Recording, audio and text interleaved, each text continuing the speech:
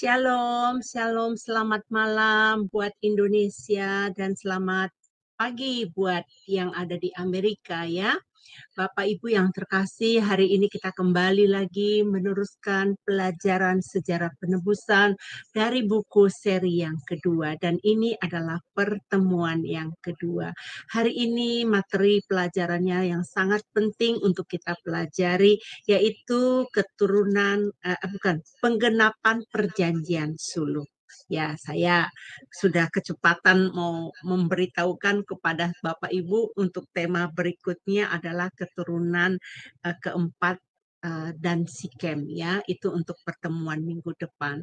Bapak Ibu yang terkasih, sebelum kita memulai pelajaran kita hari ini, saya meminta kepada saudara terkasih Pak Aras untuk bisa memimpin kita di dalam doa pembukaan. Dipersilakan Pak. Baiklah, Ibu Eni. Mari kita berdoa. Bapa di surga, kami bersyukur anak-anak-Mu di Jum Semadonai menerima pengajaran tentang firman-Mu. Di seksi terakhir malam ini, kuatkanlah kami supaya kami tidak ngantuk dan badan kami fit mendengar pengajaran dari hamba-Mu, Pak Pendeta Yudi Lengkong. Biarlah segala kata, kalimat boleh menjadi berkat dan rema, membukakan rahasia penggenapan perjanjian sulh. Dan juga buat hamba-Mu, Ibu Eni, urapilah, biarlah memimpin acara ini dengan baik dari awal hingga akhirnya, tanpa ada gangguan. Dan segala kuasa-kuasa kegelapan, kami ikat di dalam nama Tuhan Yesus Kristus. Terima kasih Bapa di surga, semua tim bekerja Engkau berkatilah. Di dalam nama Tuhan Yesus sudah berdoa terus. Haleluya. Amin. Amin. Terima kasih untuk Pak Aras. Baik Bapak Ibu sekalian, mari kita melihat profil dari narasumber kita. Dipersilakan kepada operator kami.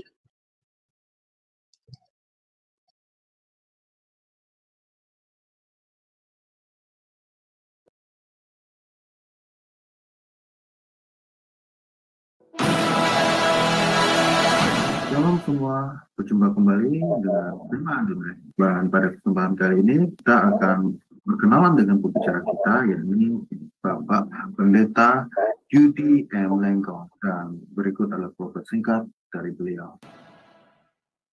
Nama lengkap Pendeta Yudi B.M. Lengkong, Eskom, MPhil, MTH, Demin.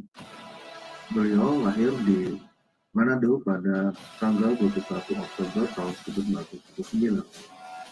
Alma mater, sarjana komputer Eskom di Universitas Bina Nusantara, Jakarta pada tahun 2003.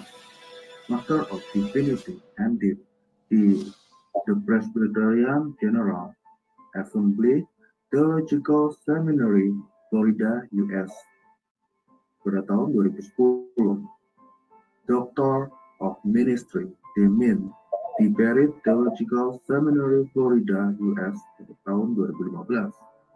Master Teologi MTH di STT Bethesda, Bekasi pada tahun 2021.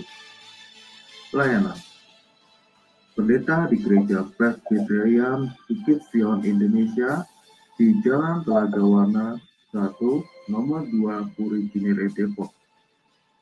Pembicara seminar buku seri sejarah penebusan untuk Yayasan Damai Sejahtera Utama Depok. Dosen di STT Agiasmos Mission Jakarta. Operator kami untuk membantu menayangkan profilnya Bapak Pendeta Yudi. Baik Bapak Ibu yang terkasih, mari kita memulai belajar dan kita persilakan kepada Bapak Pendeta Yudi. Dipersilakan. Shalom Bapak Ibu sekalian. Nah, senang sekali kita bisa bertemu kembali setelah 1 minggu sudah lewat dan kita sedang mempelajari penggenapan perjanjian sulh dilihat dari sudut pandang sejarah penebusan.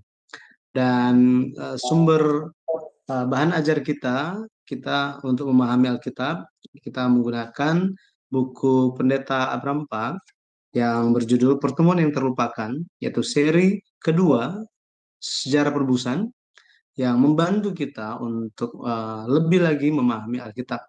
Dan terakhir kita telah berbicara tentang perjanjian di dalam Alkitab dan apa fungsinya. Yesus Kristus datang ke dunia ini itu karena perjanjian. Jadi betapa pentingnya perjanjian bagi kita hari ini. Bukan hanya bagi bapak-bapak leluhur iman di zaman dulu, bukan hanya bagi rasul-rasul di zaman dulu, tetapi juga bagi kita hari ini. Nah, kita akan melanjutkan dalam sesi yang kedua ini di penggenapan perjanjian suluh. Penggenapan perjanjian suluh ini diambil dari Kejadian 15 ayat yang ke-13 sampai 21. Mari kita lihat terlebih dahulu ayatnya. Kejadian 15 ayat 13 sampai 21. Firman Tuhan kepada Abram, ketahuilah dengan sesungguhnya bahwa keturunanmu akan menjadi orang asing dalam suatu negeri yang bukan kepunyaan mereka, dan bahwa mereka akan diperbudak dan dianiaya 400 tahun lamanya. Tetapi bangsa yang akan memperbudak mereka akan kuhukum, dan sesudah itu mereka akan keluar dengan membawa harta benda yang banyak. Ayat yang ke-15, tetapi engkau akan pergi kepada nenek moyangmu dengan sejahtera. Engkau akan dikuburkan pada waktu telah putih rambutmu. Tetapi keturunan yang keempat akan kembali ke sini, sebab sebelum itu kedurjanan orang Amori itu belum genap. Ketika matahari telah terbenam dan hari menjadi gelap, maka kelihatanlah perapian yang berasap beserta suluh yang berapi lewat di antara potongan-potongan daging itu. Pada hari itulah Tuhan mengadakan perjanjian dengan Abram serta berfirman, kepada keturunan mula, kuberikan negeri ini, mulai dari sungai Mesir sampai ke sungai yang besar itu, sungai Efrat, yakni tanah orang Keni, orang Kenas, orang Katmon, orang Het, orang Peris, orang Refaim, orang Amori, orang Kanaan, orang Girgasi, dan orang Yebus itu. Baik, ini adalah firman Tuhan. Terakhir kita telah melihat bersama-sama tentang sejarah penebusan, bagaimana Yesus itu menjadi pusat sejarah penebusan. Yesus adalah pusat sejarah penebusan. Ketika berbicara mengenai sejarah penebusan, itu menunjuk kepada Allah bekerja memulihkan manusia yang telah jatuh dalam dosa. Itu sebabnya sejarah penebusan ini mencakup peristiwa penciptaan, kejatuhan, kemudian ada peristiwa pemulihan. Dan kalau kita lihat peristiwa pemulihan ini, di bagian inilah kita melihat bagaimana perjanjian dari Allah yang ada dalam Alkitab itu semua digenapi satu persatu sampai Yesus Kristus datang. Dia menggenapi semua perjanjian tersebut. Lebih lagi, dia akan datang kembali untuk menyempurnakannya. Nah, kita telah melihat tentang jenis perjanjian. Itu ada 3, perjanjian perbuatan yang dibuat antara Allah dan Adam, manusia. Yang kedua itu perjanjian penebusan antara Allah Bapa dan Yesus Kristus. Dan ini merupakan suatu perjanjian yang berisi Yesus harus datang sebagai benih perempuan apabila manusia itu jatuh dalam dosa. Kemudian perjanjian tersebut digenapi dengan darah di kayu salib. Jadi Yesus harus datang sebagai manusia, Mesias yang dinantikan. Dan perjanjian yang ketiga, jenis yang ketiga itu adalah perjanjian kasih karunia. Ini adalah perjanjian antara Allah Bapa dan manusia. Ini yang kita bahas minggu sebelumnya, bagaimana perjanjian tersebut dari zaman ke zaman itu didirikan oleh Allah, dibuat oleh Allah berdasarkan kasih karunia-Nya bagi manusia yang jatuh dosa. Yang pada akhirnya Eric Sawyer, seorang ahli teologi, dia menyatakan bahwa dari antara perjanjian-perjanjian di dalam Alkitab, perjanjian suluh yang Allah dirikan dengan Abraham di Kejadian pasal 15, ini mengandung makna yang sangat mendalam dan berhubungan erat di dalam sejarah penebusan. Jadi tentang perjanjian-perjanjian tersebut, saya referensikan buku yang ketiga, Sejarah Penebusan, dengan judul Pelita Perjanjian yang Tak Terpadamkan, yang ditulis oleh Dr. Abraham Park. Baik, kita akan masuk ke dalam tema hari ini. dalam tema hari ini kita akan lihat mengenai penggenapan perjanjian suluh. Penggenapan perjanjian suluh. Ketika berbicara mengenai perjanjian suluh, Kejadian 15 ayat 5 sampai 21 ini berbicara tentang pemulihan dan pengembalian Kanaan. Pemulihan dan pengembalian Kanaan. Bagaimana Kanaan ini akan dipulihkan kepemilikannya. Dan Kanaan ini bicara tentang umat Israel atau keturunan Abraham yang akan memulihkan atau memiliki kembali tanah Kanaan. Pada akhirnya perjanjian suluh ini berbicara tentang orang yang percaya yang pada akhirnya akan masuk ke dalam kerajaan sorga. Orang yang percaya masuk ke dalam kerajaan sorga. Kalau kita lihat di Mazmur 106 ayat 24, dikatakan bahwa Kanaan itu merupakan tempat yang indah. Seindah apapun tempat di bumi ini, tetapi tidak ada yang lebih indah daripada sorga, gitu ya. Mana ada lagi yang lebih indah, gitu ya. Aspal aja di sana dari emas. Ya, mungkin Bapak Ibu semua pernah dengar suatu cerita. Ada seorang yang kaya raya, setelah dia menghabiskan seluruh kehidupan dia itu untuk mengumpulkan harta. Dan ketika dia mengumpulkan harta itu, dia menampung emas yang sangat-sangat banyak. Ketika malaikat maut menjemput dia bilang, boleh nggak saya bawa ini harta saya sebagai kenang-kenangan katanya. Ini cerita ya. Jadi malaikatnya bilang nggak usah, semuanya ada di sana. Tapi dia insist, dia memaksa, bersikeras ingin bawa. Ya udah, cuma boleh satu backpack katanya. Jadi dia buka lemari besinya, bawa semua emas-emasnya dengan berat yang luar biasa. Dia pikul itu dia dan naiklah dia di depan pintu gerbang sorga. Dia sangat terkejut ketika pintu gerbang sorga itu dibuka. Ternyata jalanannya terbuat dari emas yang dia sementara pikul-pikul gitu ya. Malu. Karena malu jadi dia makin minggir, makin minggir, makin minggir, makin minggir. Terus dia lepaskan backpacknya dia. Tiba-tiba muncul suara. Dilarang buang sampah sembarangan katanya. Jadi hal yang terindah di dunia ini tidak ada yang bisa menyamai kerajaan surga. Itu sebabnya itu menjadi tempat kita harus masuk ke sana. Kenapa? Karena Tuhan sangat mengasihi kita. Tuhan sangat mengasihi kita dan ingin melakukan yang baik bagi kita. Sebagai orang tua, kita tentu ingin yang baik dan indah bagi anak-anak kita. Sama karena kita diciptakan dalam gambar dan rupa Allah, ya meskipun Adam jatuh dosa, tetapi sisa-sisa karakter itu kan masih di dalam kita lah ya. Ya, puji Tuhan ini iman ya. Jadi kita pun memiliki kasih yang ingin memberikan yang terbaik bagi anak-anak kita, keturunan kita, keluarga kita. Sama seperti itu Tuhan ingin memberikan tanah Kanaan bagi orang Israel. Ini merupakan suatu tempat yang melambangkan kerajaan surga. Pada akhirnya kalau kita baca di Kejadian 15 ayat 17 sampai 18, di situ ada penegasan perjanjian.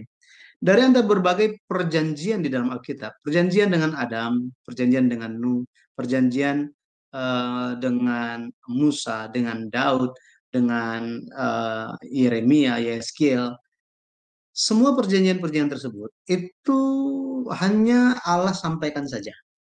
Ya, Allah hanya sampaikan saja, berfirman. Tetapi khususnya dalam perjanjian suluh ada penegasan dalam perjanjian itu. Ada suluh berapi yang lewat di antara potongan-potongan daging. Itu sebabnya ini disebut sebagai perjanjian suluh. Karena suluh di dalam Alkitab melambangkan hadirat Allah. Jadi Allah yang lewat di antara potongan-potongan itu. Maksudnya apa? Kita tahu berit. Dalam bahasa Ibrani berit itu artinya perjanjian.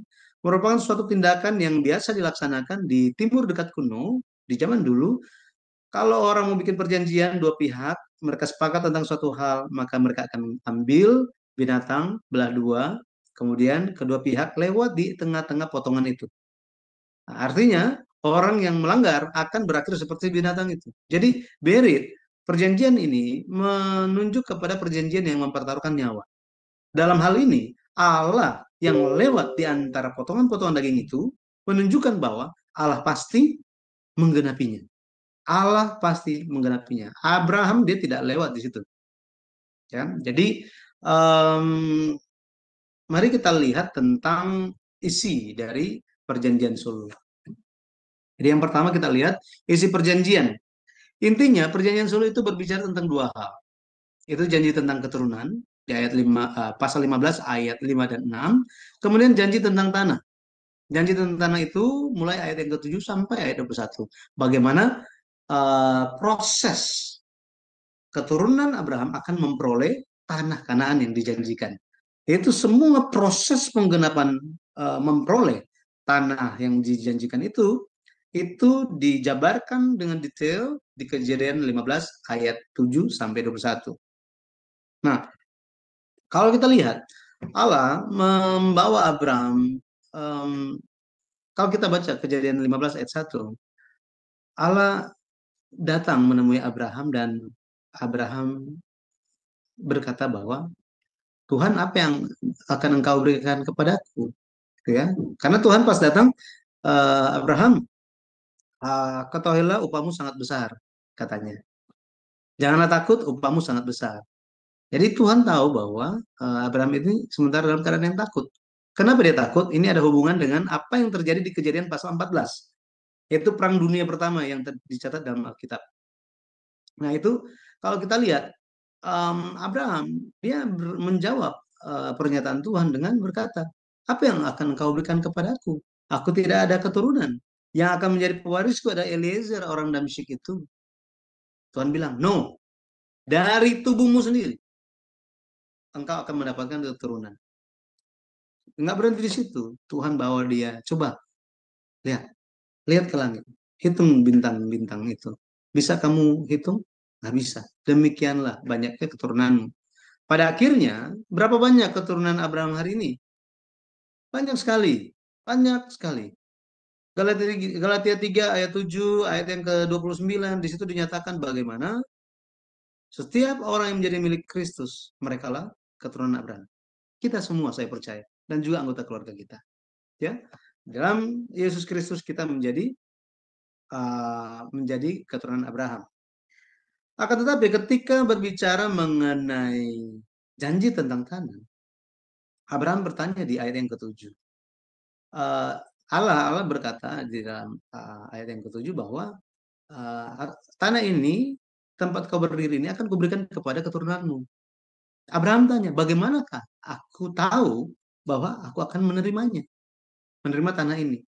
Mulai saat itu Allah menyatakan poin-poin dari perjanjian suluh tentang bagaimana keturunan Abraham akan memiliki tanah Kanaan. Di ayat yang ke-13 sampai 14, Kejadian 15 ayat 13 sampai 14, dikatakan bahwa keturunan Abraham akan hidup sebagai budak selama 400 tahun di negeri asing, katanya. Mereka akan diperbudak selama 400 tahun. Setelah itu, Allah kembali kepada Abraham dan berkata bahwa engkau akan umur panjang. Ya, dalam pengertian dia akan umur panjang, dia akan menutup usia dengan puas dan penuh syukur. Kejadian pasal 15 ayat 15. Kemudian yang ketiga, keturunan Abraham itu akan kembali ke Kanaan pada generasi yang keempat. Ini ayat yang ke-16. Setelah itu, ayat 18 sampai 21, Allah nyatakan batas-batas tanah Kanaan. Batas-batas tanah Kanaan. Jadi, bagaimana perjanjian-perjanjian ini digenapi? Nah, sebelum kita pergi ke penggenapannya, mari kita, kalau bicara tentang seri sejarah penebusan, buku seri sejarah penebusan yang ditulis oleh Pendeta Abraham Park, itu sering berbicara tentang arti nama dan tahun-tahun. Ya, tahun-tahun. Nanti kita akan lihat kenapa kita perlu mengetahui tahun-tahun ini. Kenapa tahun-tahun ini disingkapkan bagi kita? Ya, kita lihat kapan perjanjian suluh ini didirikan. Kapan perjanjian suluh itu didirikan? Kalau kita lihat di Kejadian pasal 15, Kejadian pasal 15 itu perjanjian suluh dibuat. Pasal 16, pasal berikutnya itu ada kisah Abraham mengambil Hagar sebagai istri. Sekarang, umur Abraham ketika perjanjian dibuat itu berapa? Berapa tahun? Itu adalah umur 84 tahun. 84 tahun. Dari mana kita tahu ini? Kalau kita baca di Kejadian 16 ayat yang ketiga, Kejadian 16 ayat 3, dikatakan, Kejadian 16 ayat yang ketiga, jadi Sarai istri Abram itu mengambil Hagar hambanya, orang Mesir itu, yakni ketika Abram telah 10 tahun tinggal di tanah Kanaan, lalu memberikannya kepada Abram suaminya untuk menjadi istrinya. Di sini dikasih tahu bahwa ketika Sarah memberikan Hagar kepada Abram untuk menjadi istri, Abram telah 10 tahun tinggal di tanah Kanaan katanya. Nah, ini menuntun kita kepada, loh, kapan Abraham, umur berapa Abram tiba di tanah Kanaan? Kita akan lihat di Kejadian pasal 12. Kejadian pasal 12 ayatnya yang keempat dikatakan, lalu pergilah Abram seperti yang difirmankan Tuhan kepadanya, dan Lot pun ikut bersama-sama dengan dia. Abram berumur 75 tahun ketika ia berangkat dari Haran. Nah, jadi dari Haran sampai, kita telah lihat petanya ya, dari Haran sampai ke tanah Kanaan itu tidak begitu jauh. Sehingga bisa dikatakan bahwa Abraham berumur 75 tahun ketika ia berangkat dari Haran dan tiba di Kanaan. Ya, karena ini merupakan bentuk pencatatan yang apa ya, langsung bersambung gitu ya, langsung bersambung. Ya, setelah dia kesini, dia pergi ke sini, ke sini, ke sini. Jadi umur 75 tahun, maka Kejadian 16 ayat yang ketiga, umur Abraham ketika Hagar menjadi istrinya adalah 75 tahun tambah 10. 85. Ya, 85 tahun. 85 tahun itu Kejadian 16 ayat 3. Kalau kita baca Kejadian 16 ayat 16, 1 tahun berikutnya ketika Abraham berumur 86, Ismail lahir. Nah, jadi ketika Abraham itu berumur 85 tahun, perjanjian sulh itu dibuat sekitar 1 tahun sebelumnya. 1 tahun sebelumnya. Kenapa itu sekitar 1 tahun sebelumnya? Karena untuk mendapatkan keturunan setidaknya itu harus dicoba suami istri gitu ya untuk mendapatkan anak.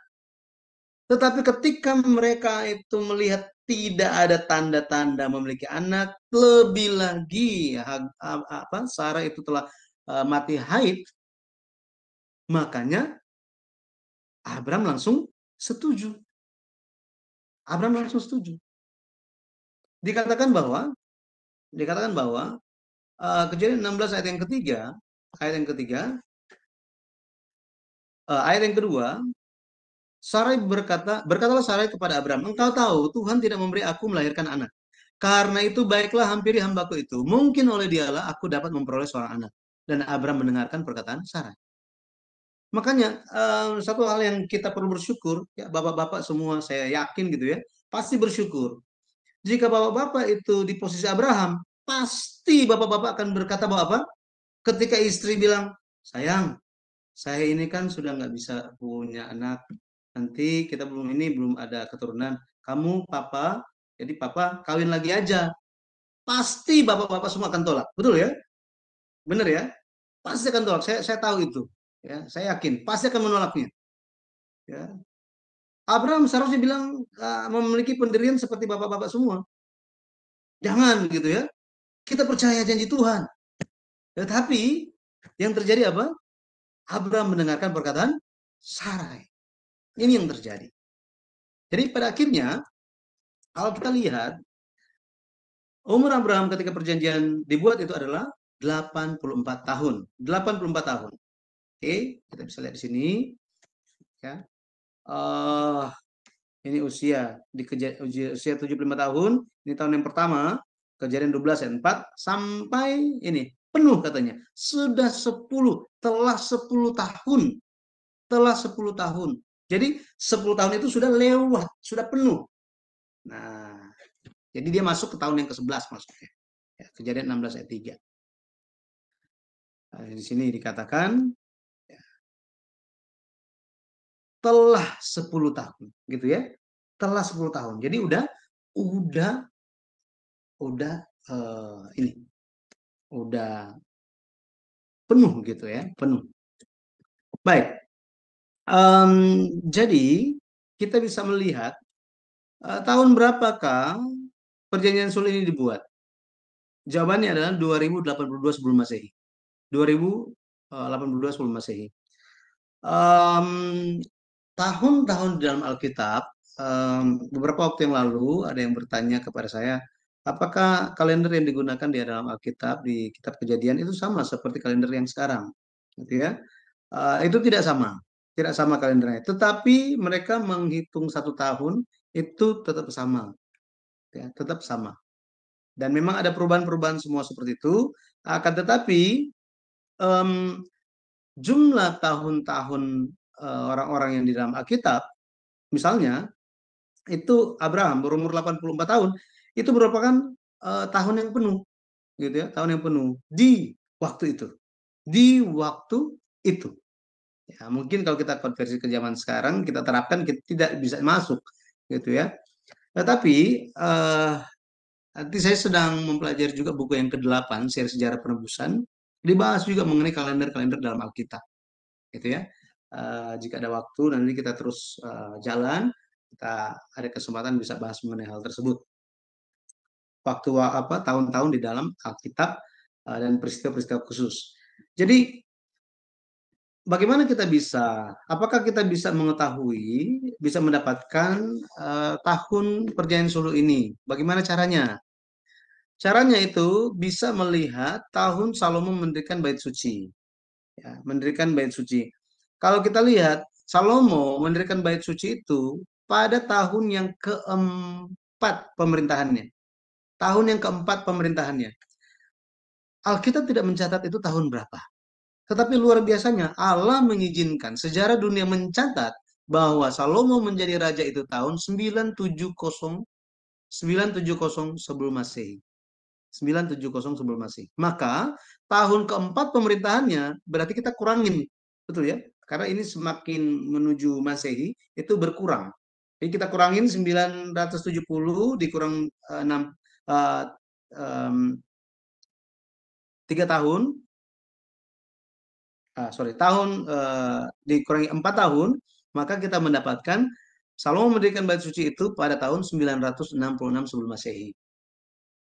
Luar biasanya kalau kita baca di 1 Raja-Raja 6 ayat 1, 1 Raja-Raja 6 ayat 1, tahun Salomo membangun bait suci itu bertepatan sudah berlalu 480 tahun sejak orang Israel eksodus katanya. 1 Raja-Raja 6 ayat 1.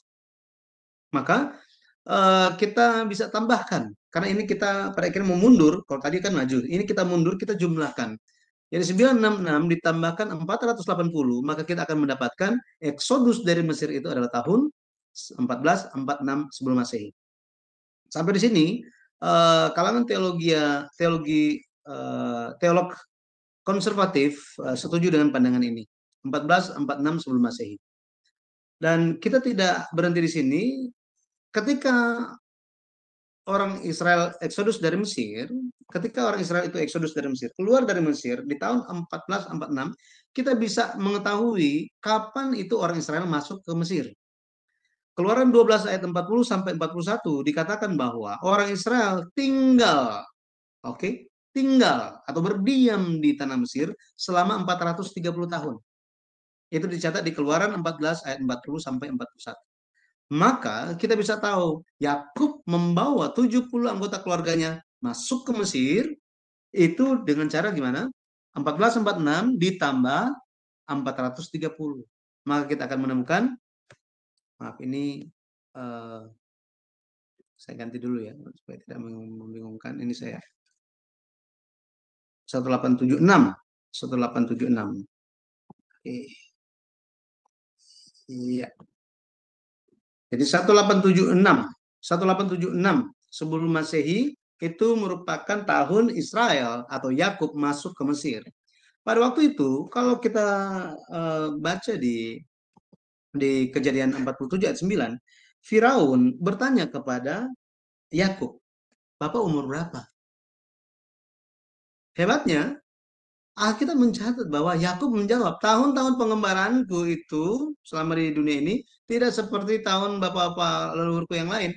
Aku saat ini udah umur 130 tahun katanya. Dari sini kita bisa menemukan tahun berapa Yakub lahir. Itu adalah 1876 sebelum Masehi ditambah 130. Maka kita akan tahu Yakub lahir tahun 2006 sebelum Masehi. Ketika Yakub lahir, Ishak umur berapa? Umur 60 tahun. Kejadian 25 ayat 26.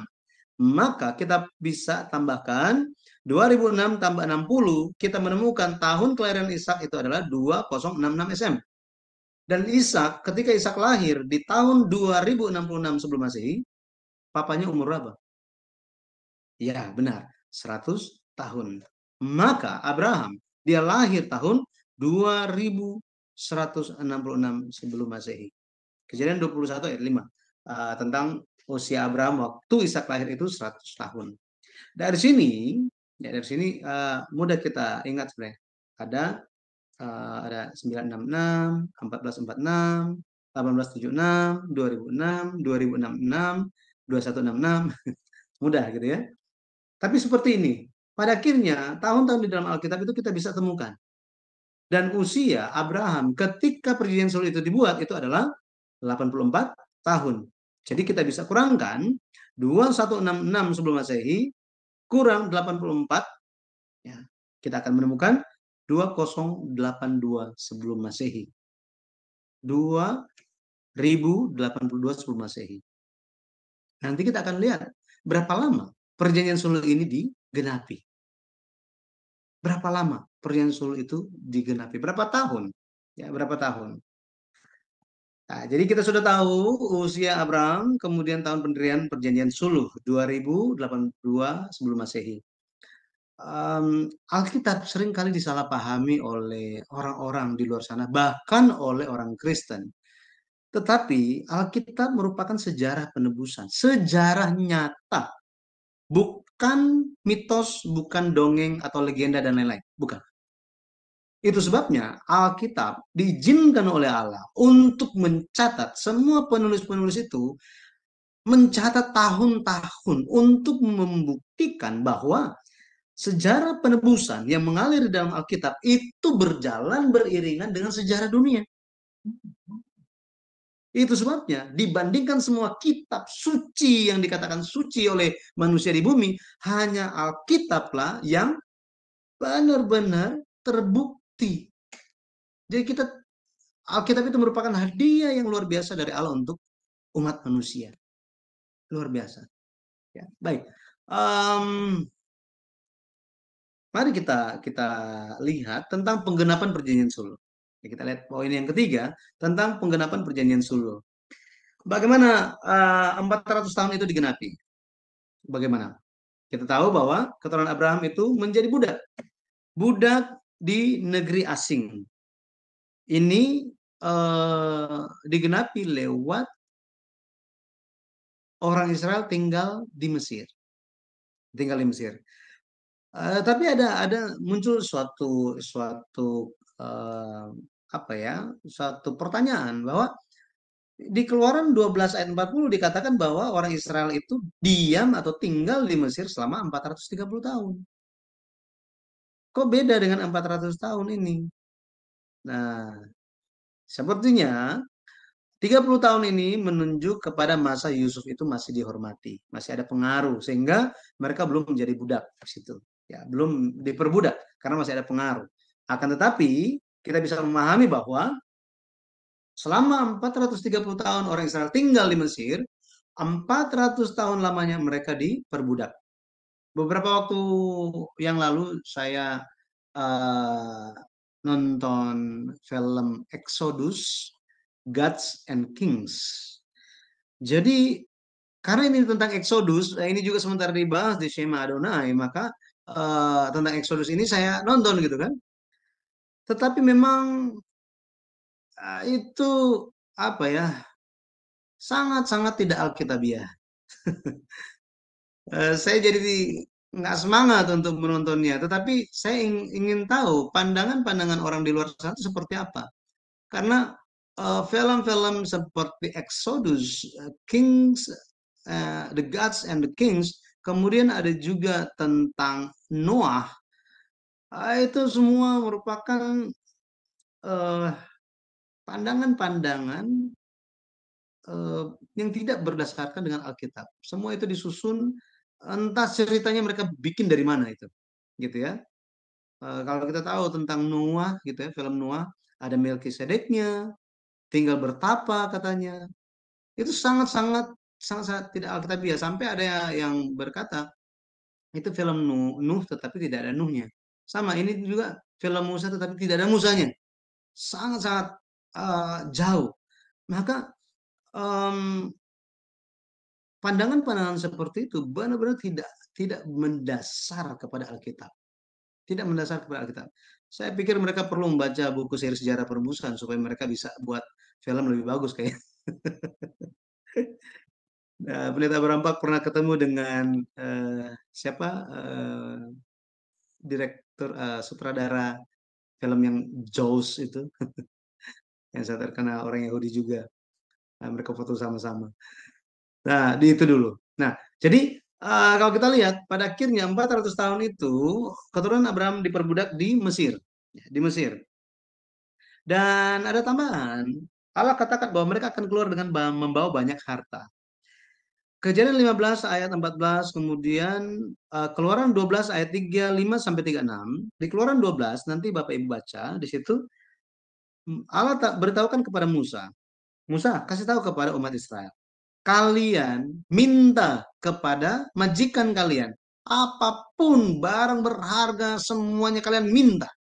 Kalian minta, maka mereka akan memberikan kepada kalian. 400 tahun mental mereka itu adalah mental budak.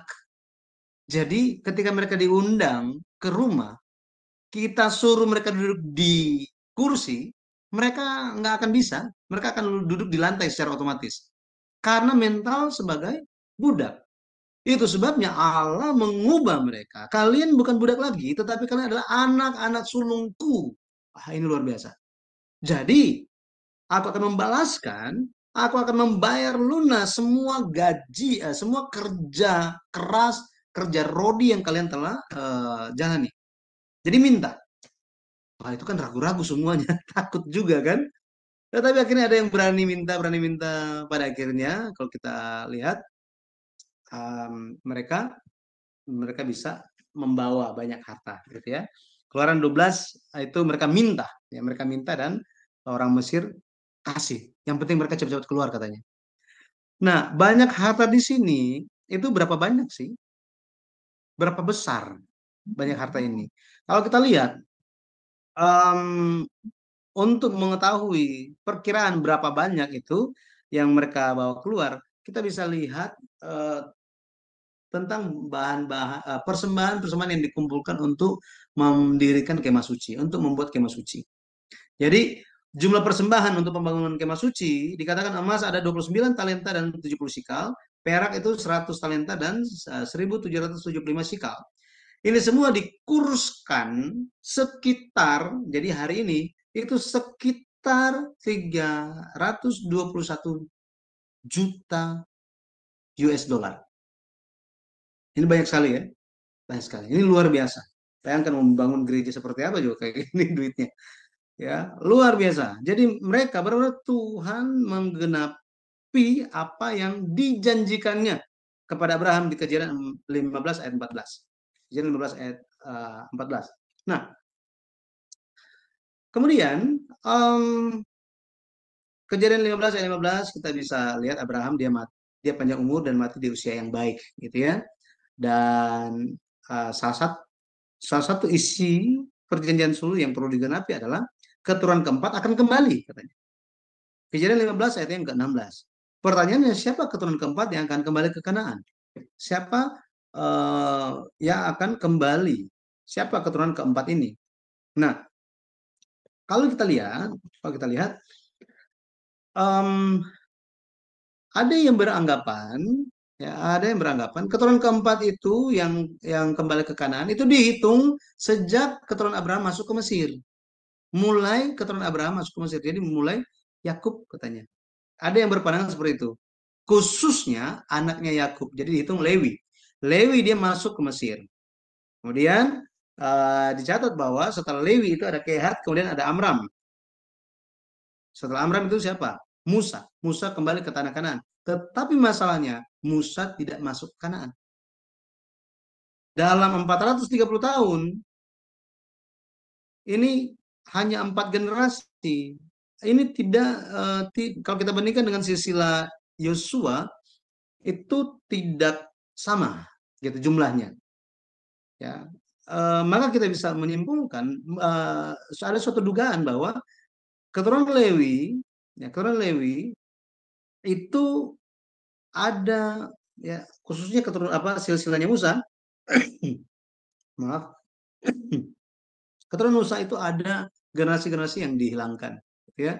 Kalau kita bandingkan dengan silsilah yang lain, perbandingan dengan silsilah yang lain, maka Yosua dari Yusuf anak Yakub itu sampai ke Yosua yang masuk tanah Kanaan, dicatat di 1 Tawarik 7 ayat 20 sampai 27 ada 11 generasi. Jadi dibandingkan dengan silsilahnya Musa, itu hanya 4 generasi yang masuk itu kan anaknya, bukan Musa. Tetapi silsilah Yosua dari Yusuf sampai ke Yosua itu ada 11 generasi. Ini Yusuf masuk ke Mesir, kemudian Yosua ini dia masuk ke tanah Kanaan. Di antara mereka berdua, dalam 430 tahun, ada Efraim, Beria, Resef, Tela, Tahan, Ladan, Amihud, Elisama, Nun, papanya Yosua. Jadi kita bisa lihat bahwa pandangan bahwa dihitung permulaan dari keturunan keempat dihitung dari keturunan Abraham masuk ke Mesir, ini tidak tepat. Ya, tidak tepat. Pada akhirnya kita harus melihatnya bagaimana? Kita harus melihat bahwa keturunan keempat ini dimulai dengan siapa yang menerima wahyu, siapa yang menerima perjanjian suluh ini. Dan itu adalah Abraham. Abraham. Dia adalah generasi pertama atau keturunan pertama sebagai titik permulaan 4 keturunan. Setelah Abraham, Ishak, dia menjadi keturunan perjanjian, keturunan iman yang melanjutkan tongkat estafet pewarisan iman. Ishak punya 2 anak, Esau dan Yakub. Tetapi keturunan janji itu adalah Yakub. Yakub. Pada akhirnya Abraham, Ishak, Yakub. Generasi atau keturunan keempat yang akan kembali ke tanah Kanaan itu adalah 1 dari 12 anak Yakub. Dan kita sudah tahu semuanya itu adalah siapa? Itu adalah, kalau kita lihat Ruben, ya, dia anak sulung tetapi dikatakan di Kejadian 49 dia telah mengotori peturunan ayahnya. Padahal dia itu disebut oleh Yakub dalam wasiat yang terakhir gitu ya. Ruben itu, wah, dia adalah permulaan kegagahan, wah, luar biasa. Semua yang sulung itu luar biasa ada kepada Ruben. Masalahnya dia tidur dengan istri ayahnya. Kejadian pasal 35. Pada akhirnya bukan dia lagi yang terutama katanya. Yakub katakan bukan dia lagi yang terutama. Pada akhirnya setelah Ruben ada Simeon dan Lewi. Simeon dan Lewi selalu disebutkan bersama-sama. Tetapi Simeon dan Lewi, bukannya mereka itu menerima berkat anak sulung. Yakub berkata bahwa mereka telah menjadikan amarah mereka sebagai senjata membunuh orang. Lebih lagi, sunat itu dipakai untuk bunuh orang. Ya, seperti ini. Kejadian 49 ayat 5-7. Pada akhirnya, Yehuda, dia menang WO. Kenapa? Ya. Karena setelah Ruben, Simeon, dan Lewi, maka anak yang keempat adalah Yehuda. Dia adalah anak sulung secara jasmani. Di atas kertas, secara silsilah. Ya, secara silsilah. Dan kejadian, maaf, bukan 59 ya. Ini, sorry, saya ganti dulu ini. Salah typonya. Jadi kalau kita lihat, tongkat kerajaan tidak akan beranjak dari Yehuda sampai Silo datang katanya. Dia yang diutus, dia yang membawa damai datang. Ya, inilah Yesus Kristus. Betul ya? Yesus datang lewat silsilah Yehuda. Akan tetapi, siapa yang kembali ke tanah Kanaan? Kalau kita lihat, itu ada pada Yusuf. Itu ada pada Yusuf. Berkat yang luar biasa diberikan kepada Yusuf. Kejadian 49 ayat 22 sampai 26. Kemudian dikatakan di 1 Tawarik 5 ayat 1 sampai 2, memang Ruben adalah yang pertama-tama, tetapi bukan dia lagi yang terutama. Yehuda, ya dia dia juga bagus gitu ya. Dia yang dia juga dari dia datang raja, yaitu Daud gitu ya. Tetapi dikatakan di 1 Tawarik 5 ayat 1 sampai 2, hak kesulungan itu ada pada Yusuf. Pada Yusuf. Bukan kepada anak-anak yang lain, tetapi ada pada Yusuf. Jadi bagaimana kita tahu Yusuf adalah keturunan yang keempat? Bagaimana Alkitab menjelaskannya? Lebih lagi, Yusuf dia kembali ke tanah Kanaan, dia dikuburkan di Sikem. Apa hubungan Yusuf dengan Sikem? Apa kepentingan Sikem? Salah satu tempat yang Yesus samperin, Yesus mampir, di Yohanes 4 dikatakan bahwa dia pergi ke daerah Samaria. Dia ketemu dengan seorang perempuan Samaria, di mana katanya? Di kota Sikar. Nama lamanya adalah Sikem. Yesus pergi ke situ. Dan di tempat Yesus pergi, di situ, di Samaria yang menurut orang Yahudi itu adalah tanah kafir, justru disitulah Yesus menyatakan dirinya dan orang-orang Samaria bisa percaya. Apa hubungan Sikem dengan kayu salib? Apa hubungannya? Nah, kita akan bahas ini dalam kesempatan selanjutnya. Jadi pada akhirnya kita bisa lihat bahwa semua perjanjian sulh itu digenapi apa adanya. Janji Tuhan semuanya berjalan apa adanya. Pada akhirnya berkat Tuhan bagi kita semua adalah kita sebagai keturunan Abraham menerima janji yang Allah janjikan, memperoleh hidup yang kekal dan masuk ke dalam kerajaan surga. Yesus akan datang kembali, dia akan menjemput kita semua. Ya, Tuhan Yesus memberkati. Amin. Saya kembalikan kepada Ibu Henny.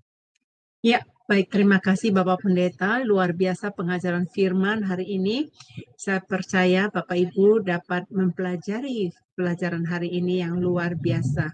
Melalui pelajaran sejarah penebusan, sistematis ya. Tadi Bapak Ibu sudah melihat dari angka-angkanya, kronologinya, zamannya, masa-masanya itu teratur sekali. Jadi buat kita untuk gampang mempelajari Alkitab.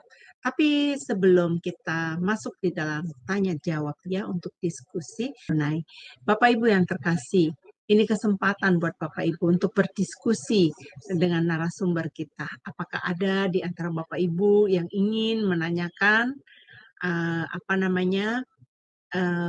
pelajaran hari ini?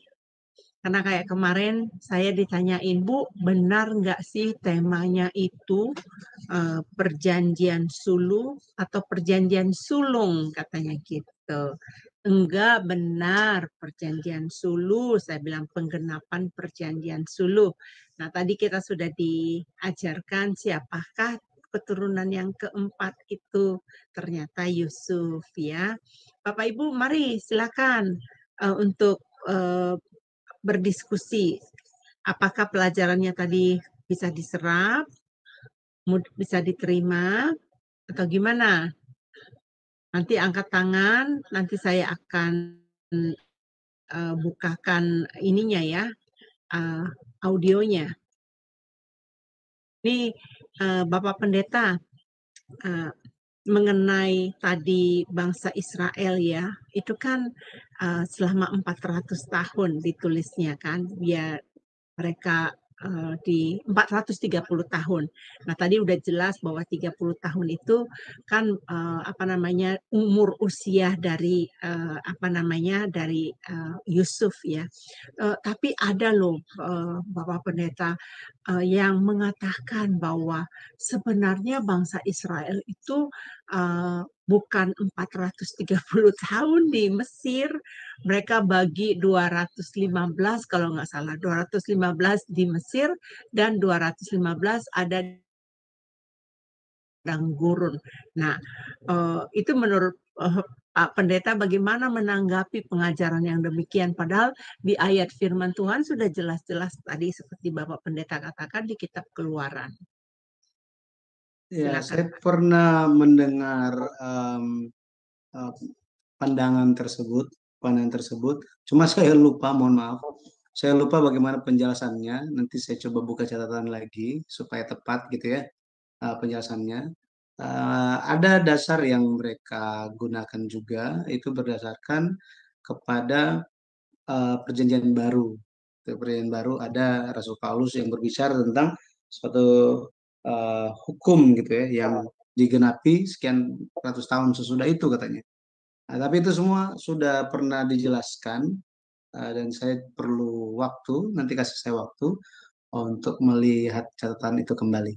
Ya Ibu ya, Ya, mohon baik. sabar untuk hal itu. Terima kasih. Baik, Pendeta. Baik, di tengah-tengah kita sudah ada Pak Edi Suwito. Pak Edi dipersilakan unmute ya. Silakan Pak. Shalom, terima kasih atas kesempatan yang diberikan. Karena Ya. saya baru masuk hari ini, kalau boleh Pak Pendeta Yudi mereview yang pertemuan yang sebelumnya gitu, mungkin supaya ada kontinuitas pemahaman. Terima kasih. Baik, Pak Edi. Jadi dalam uh, dalam pelajaran sebelum-sebelumnya itu kita membahas mulai dari Kitab Kejadian, bagaimana kehendak Tuhan itu mengalir di dalam satu channel yang namanya, jadi bukan channel SMA Adonai gitu ya, lewat channel yang namanya silsilah di dalam Alkitab. Silsilah itu seringkali ditinggalkan dan diabaikan oleh pembacanya, ya, silsilah dalam Alkitab. Akan tetapi, silsilah itu merupakan rangkuman sejarah yang sangat panjang. Dan lewat arti nama mereka, itu melambangkan kita bisa mengetahui di zaman yang seperti apa mereka hidup. Nah, itu di dalam buku Siri Sejarah Penebusan yang pertama kita telah bahas. Pada akhirnya, silsilah di Kitab Kejadian berbicara tentang pewarisan iman perjanjian dimulai dari Adam sampai kepada Nuh, kemudian dari Nuh diteruskan sampai kepada Abraham. Sehingga perjanjian ini bagaimana Mesias akan datang dan menjalankan pekerjaan penebusannya. Ini semua telah mengalir. Dan kalau kita lihat struktur kitab Kejadian, kitab Kejadian itu khususnya kalau kita lihat Kejadian pasal 5, poin utamanya itu menunjuk kepada Nuh. Dan Kejadian pasal 11, arah dari silsilah itu Tuhan ingin menonjolkan atau memunculkan fokus pembaca itu diarahkan kepada Abraham. Sehingga dari Kejadian pasal 12 mulailah dibahas dengan detail seperti apa kehidupan dari Abraham, Ishak, Yakub, dan Yusuf. Jadi dalam pertemuan-pertemuan yang sebelumnya itu membahas bagaimana pada akhirnya Allah bekerja memanggil Abraham dari negeri dan sanak saudaranya, bahkan dari rumah ayahnya, sambil dia itu mengikuti kehendak Tuhan, dia menjalani kehidupan pemisahan, ya pemisahan. Pada akhirnya, maaf, pada akhirnya dia lewat Abraham, Allah memulai pekerjaan keselamatan yang baru, ya, pekerjaan keselamatan yang baru berdasarkan Abraham, Ishak dan Yakub. Allah menjalankan terfokus gitu ya, mendirikan sebuah bangsa, dan penyelamatan itu akan muncul melalui bangsa Israel ini. Di dalam buku yang kedua, Pertemuan yang Terlupakan, seri sejarah penebusan ini, dibahas tentang penggenapan perjanjian sulh.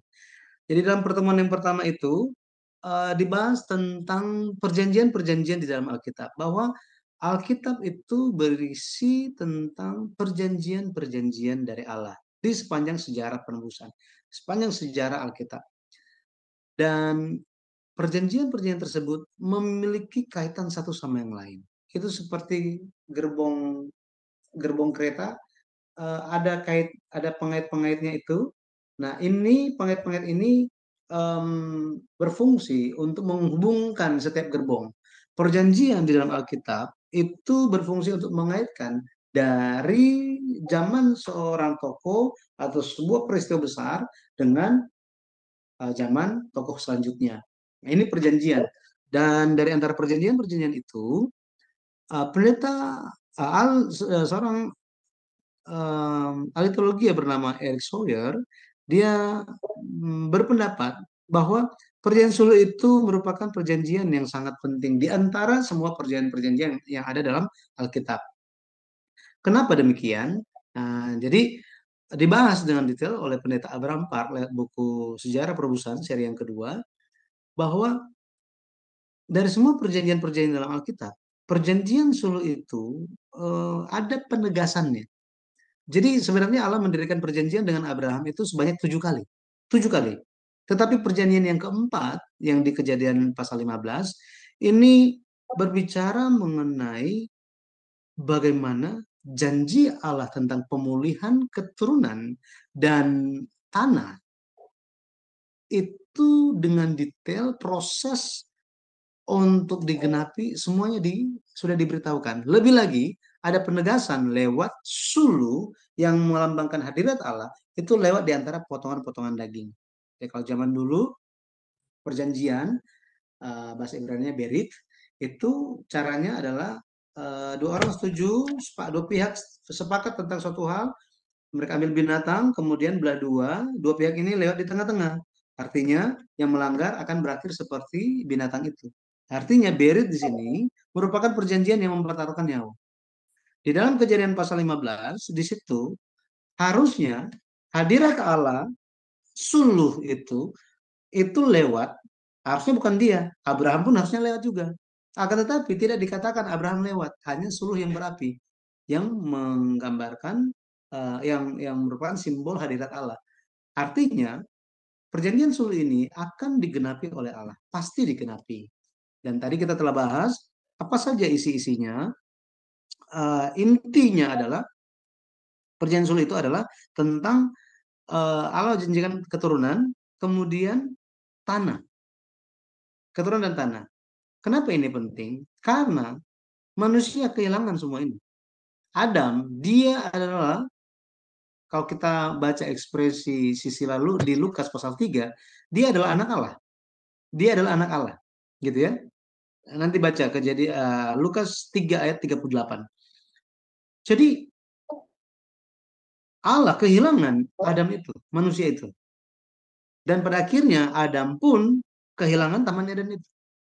Bagaimana ini akan dipulihkan? Itu semua diberikan gambarannya sebagai suatu proses bagaimana keturunan Abraham memiliki kembali tanah Kanaan. Gitu. Hal ini menggambarkan bagi kita pada akhirnya orang seperti apakah, keturunan Abraham yang seperti apakah yang akan masuk ke dalam kerajaan surga. Itu kita akan mempelajarinya lewat mengenali karakter-karakter Yusuf. Bagaimana iman Yusuf. Kenapa? Karena dia menggenapi perjanjian sulh. Yesus Kristus pun menggenapi perjanjian sulh ini. Nah, itu yang akan kita bahas dalam kesempatan berikutnya. Nah, seperti ini, Pak. Maaf ya, kepanjangan. Ya, terima kasih Bapak Pendeta. Saya rasa Bapak Pak Edi ya, mungkin bisa mengikuti video-video kami di Sema Adonai. Ada rekamannya, saya udah buat playlistnya dari playlist pertama, kedua ya.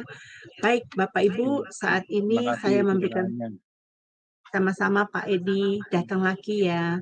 Nah, kemudian sekarang saya beri kesempatan ke Pak Kode, ya silakan.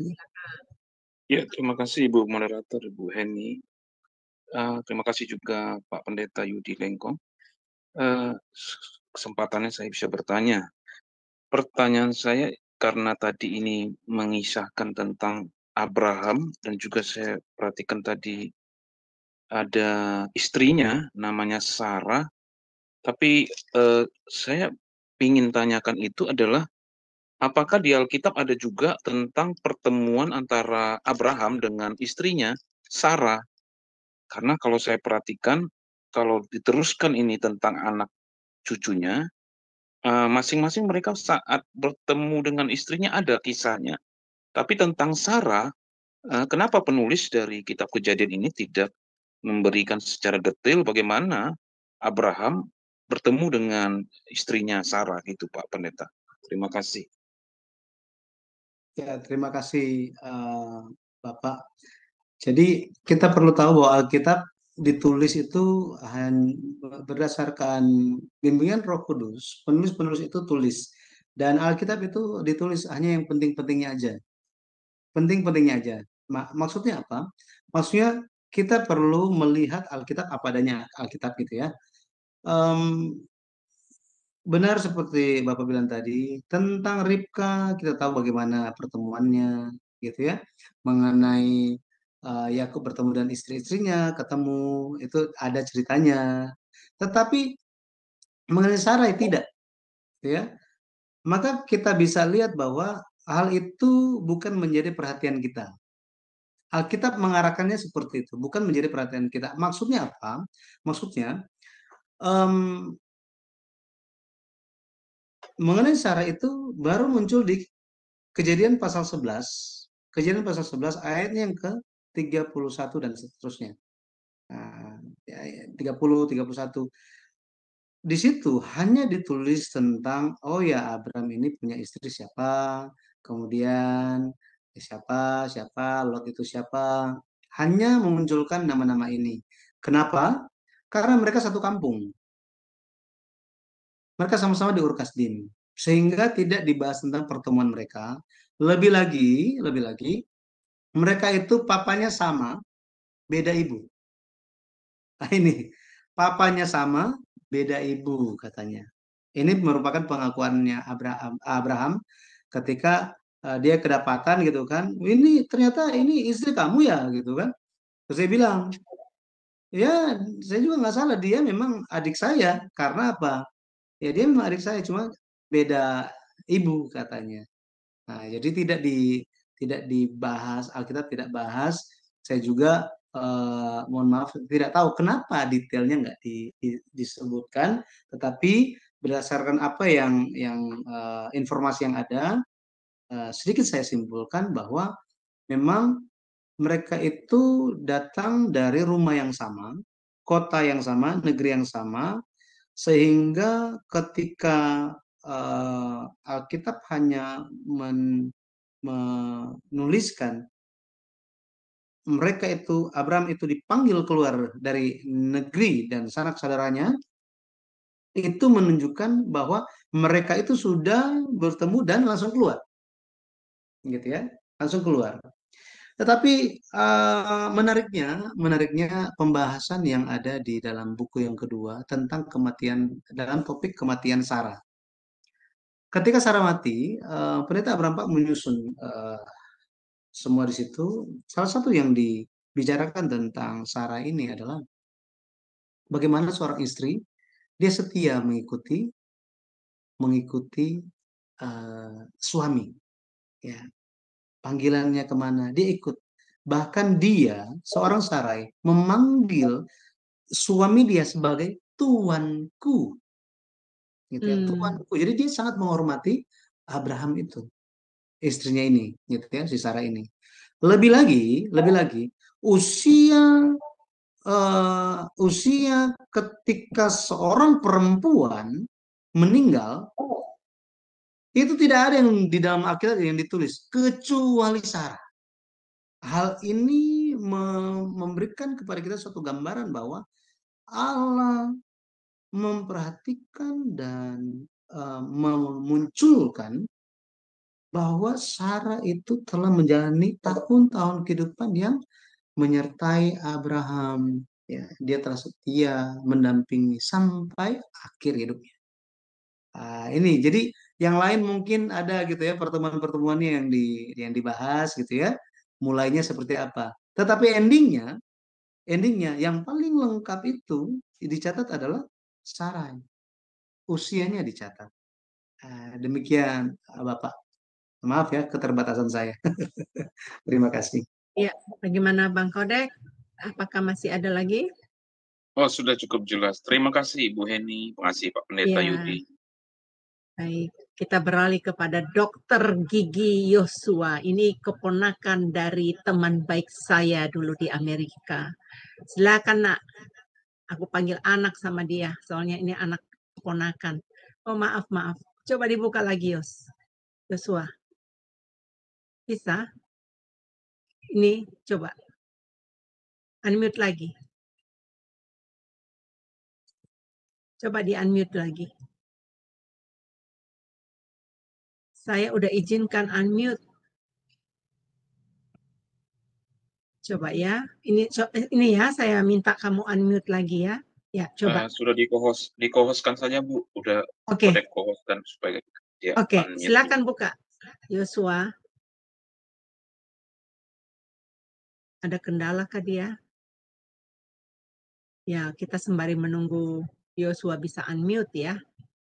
Mudah-mudahan dia bisa unmute. Bagaimana Bapak Ibu hari ini? Apakah pelajarannya bisa dimengerti ya? Mudah-mudahan Bapak Ibu bisa memahaminya. Untuk Pak Pak Edi itu admin. Oke. Baru masuk lagi dia pakai account lain ya. Mungkin apakah dia ada Halo, kendala selamat malam. tadi? Iya, selamat malam. Iya, silakan. Selamat malam, Shalom Pak Pendeta Yudi, dan juga Tante Heni, dan juga Ya. Bapak dan Ibu sekalian. Saya ingin bertanya, kebetulan saya tertarik mengenai berkatnya Manasye dengan Efraim. Jadi pada saat saya membaca Alkitab, itu ketika Yakub akan memberkati kedua anak Yusuf, Efraim dan juga Manasye, kenapa Yakub lebih memilih Efraim? Karena yang saya baca di Alkitab, ketika mereka dua diberkati, itu tangan kanan Yakub ada di Efraim, tangan kiri ada di Manasye. Nah, tetapi Yusuf itu mengubah tangannya Israel atau Yakub, katanya tidak baik begini. Jadi si Yakubnya bilang, aku mengerti apa yang kamu maksudkan, tetapi aku ingin memberkati Efraim itu sebagai anak sulung, gitu Pak. Apakah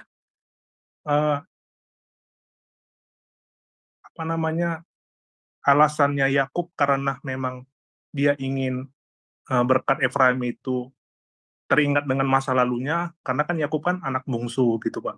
Nah, atau karena memang Tuhan sengaja untuk menyuruh Yakub gitu Pak. Nah, jadi itu maksud saya, kenapa kok jadi Efraim yang lebih diberkati daripada Manasye gitu Pak. Nah, Baik, terima kasih. tidak dijelaskan itu peran dari Manasye atau Efraim gitu Pak, dari kehidupannya di Alkitab. Kurang jelas gitu Pak. Jadi tidak ada alasan yang jelas kok bisa diberkati gitu Efraimnya daripada ini. Karena itu aja Pak. Baik, terima kasih pertanyaannya. Ya, Nah, ini memang di luar pembahasan kita, tetapi memang kalau kita baca di Kejadian pasal 48, Yusuf membawa kedua anaknya. Anak yang sulung itu adalah Manasye. Anak yang kedua adalah Efraim. Nah, ketika Yusuf membawa kedua anaknya ini, Efraim ada sebelah kiri, Manasye ada sebelah kanan. Jadi ini Yakub, ya Pak. Efraim ada di sebelah sini, Manasye ada di sini. Ya sudah diposisikan seperti itu. Tetapi tiba-tiba Yakub begini, gitu ya. Ya Pak. Waktu itu Yusuf itu bilang ya, seperti apa Yusuf tadi bilang, Papa ini nggak baik kayak gini karena yang ini yang tua. Tetapi Yakub bilang apa? Aku tahu anakku, aku tahu katanya. Nah, di sini memang belum diberitahukan alasan kenapa kenapa Yakub melakukan hal itu. Belum dijelaskan, belum. Akan tetapi Yakub itu bukanlah manusia biasa. Yakub ketika memberikan berkat, itu bukan dia yang memberikan berkat, tetapi Tuhan yang memberikan berkat itu lewat dia. Ini kita bisa baca banyak muncul di dalam kitab Kejadian mengenai kenapa Efraim, gitu ya, kenapa dia lebih diberkati, kenapa Manasye lebih sebenarnya dia yang sulung, tetapi kok justru Efraim yang lebih diberkati. Sebenarnya ada pelajaran mengenai hal ini. Saya maaf sekali lagi ya, saya perlu mencari catatan-catatan pelajaran itu karena memang ada pelajaran tentang 12 suku 12 suku Israel atau 12 anak Yakub. Itu dibahas satu persatu dari Ruben, Simeon, Lewi, semuanya sampai ya sampai di kitab Wahyu seperti apa gitu ya.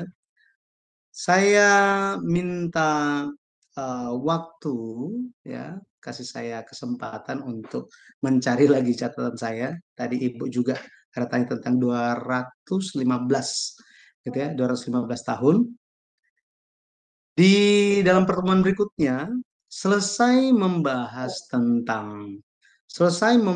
tentang topik Yusuf dan Sikem, belum dibuka tanya jawab, saya akan langsung jelaskan tentang dua pertanyaan yang tadi.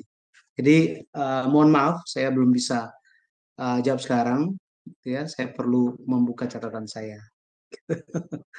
Mohon maaf Pak Yosua. Ya, maksud saya begini, simpelnya, apakah itu hak prerogatifnya dari Yakub kah, atau memang Tuhan yang berbicara melalui Yakub, gitu aja Pak, maksud saya. Ya, Tuhan yang berbicara. Tuhan yang berbicara. Karena dia telah melihat masa depan mereka. Gitu. Baik Pak, terima kasih. Oke. Ya. Makasih ya Yosua. Rajin-rajin ke sini Yosua. Memang seperti yang muncul di antara Esau dan Yakub gitu ya. Kenapa Yakub itu lebih dikasihi dibandingkan Esau? Nah, hak pemilihan itu ada di Allah. Makanya Rasul Paulus menjelaskan di kitab Roma bahwa tergantung apakah tanah liat itu akan dibuat menjadi barang yang mulia, barang yang biasa-biasa saja, atau menjadi pispot sekalipun, itu tergantung siapa yang buat. Semuanya ada fungsinya masing-masing gitu ya. Jadi hak pemilihan itu ada pada Allah. Yakub hanya eksekusi saja. Seperti ini. Ya. Baik. Ya, silakan Ibu. Ya baik, terima kasih Pak Pendeta. Kalau ada pertanyaan lain satu lagi dipersilakan nanti ya sebelum kita mengakhirinya. Berhubung Bapak Pendeta sekarang sibuk banget mengajar di kampus, juga mengajar di Bali, tadi dia mengajar di beberapa kota, hari Jumat itu dia penuh sekali.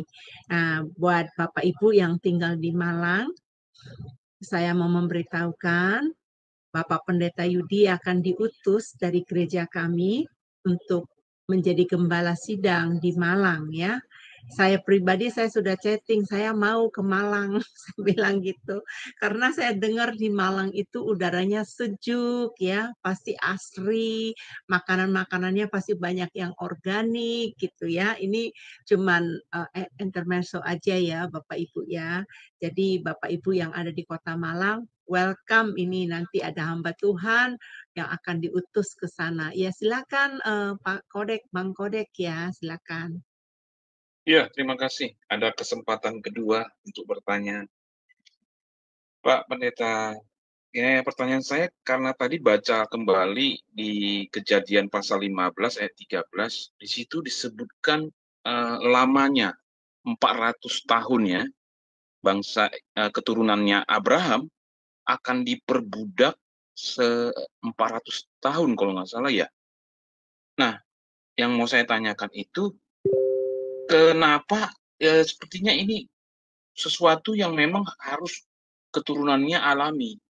Jadi kenapa Allah atau dalam hal ini ya penulisnya menuliskan kisah ini kepada pembaca atau kepada nanti turun-temurun akan diketahui, kenapa harus menunggu waktu segitu lama gitu loh sampai ini harus terjadi, dan kok bisa diketahui tahunnya itu, apakah ini memang urutannya sesudah terjadi ditulis atau memang sebelumnya Tuhan sudah berfirman kepada Abraham ada ini akan yang terjadi.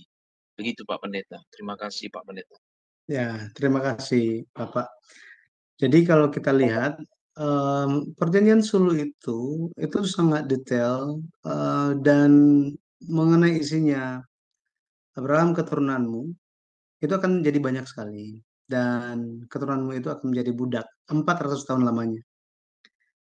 Kita ketika mendengar, jika kita ada di posisi Abraham, pasti sangat berat bagi kita. Diperbudak, keturunan kita akan jadi budak 400 tahun lamanya.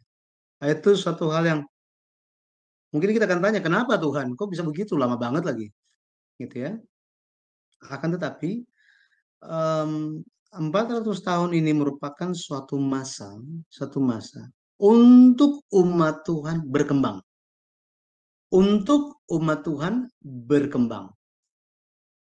Makanya di Keluaran pasal 1, kalau kita baca itu, orang Israel itu makin banyak, itu bertumbuh banyak di Mesir. Bertumbuh sangat-sangat banyak. Itu ada hubungannya. Sampai-sampai orang-orang Firaun itu, ini kita udah siksa mereka, tetapi kok mereka tetap masih ada tenaga untuk dapat baby gitu. Kenapa? Karena kekuatan itu datang dari Tuhan. Karena Tuhan sudah menjanjikan mereka akan menjadi bangsa yang besar. Nah, mengenai hal ini, kalau kita lihat, Allah telah berfirman kepada Abraham. Allah sudah berbicara, bahkan telah bertemu dengan Yakub, dan saat itu Yakub, setelah dia dengar, oh Yusuf masih hidup, dia ada di Mesir jadi mangku bumi. Oh, dia sangat bersuka cita. Oh, Yusuf bilang, Papa datang aja ke sini gitu ya. Waktu itu Yakub dia ingat semua isi perjanjian Suluh. Tetapi ada suatu kekhawatiran. Ketika dia tiba di Beersheba, dia takut sebenarnya pergi ke Mesir. Di Beersheba itu Allah mendatangi Yakub, dan Allah bilang apa? Yakub, jangan kamu takut pergi ke Mesir. Ini Kejadian 46. Jangan kamu takut pergi ke Mesir. Pergilah ke Mesir, aku akan membuat keturunanmu sangat banyak di sana. Dan Yusuf akan membawa engkau kembali ke tanah ini. Jangan khawatir. Artinya apa? Setiap proses ke depan itu Tuhan yang akan beserta. Tadi dalam penjelasan awal, saya hanya bicara tentang suluh yang lewat di tengah-tengah potongan daging itu kan. Sebenarnya ada dua hal yang lewat di situ. Yang pertama itu perapian berasap. Perapian berasap. Perapian berasap dan suluh yang berapi. Perapian berasap di sini di dalam Alkitab seringkali menunjuk kepada perbudakan Mesir. Perbudakan Mesir.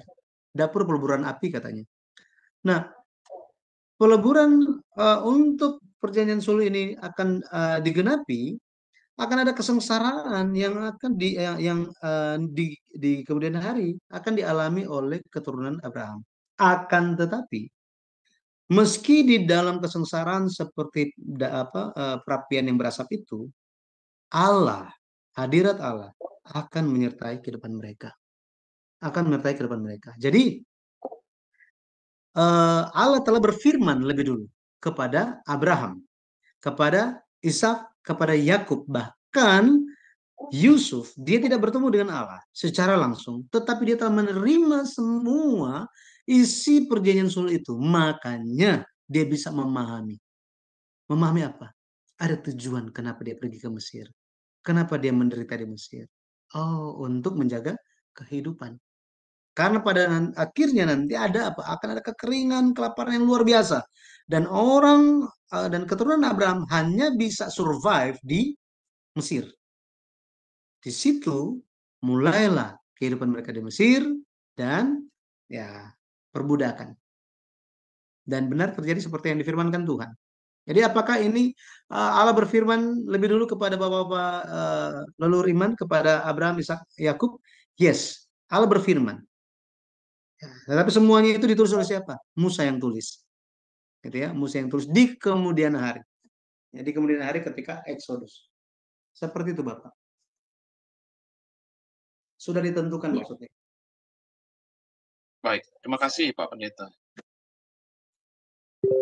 Ada lagi Bang Kodek untuk pertanyaannya?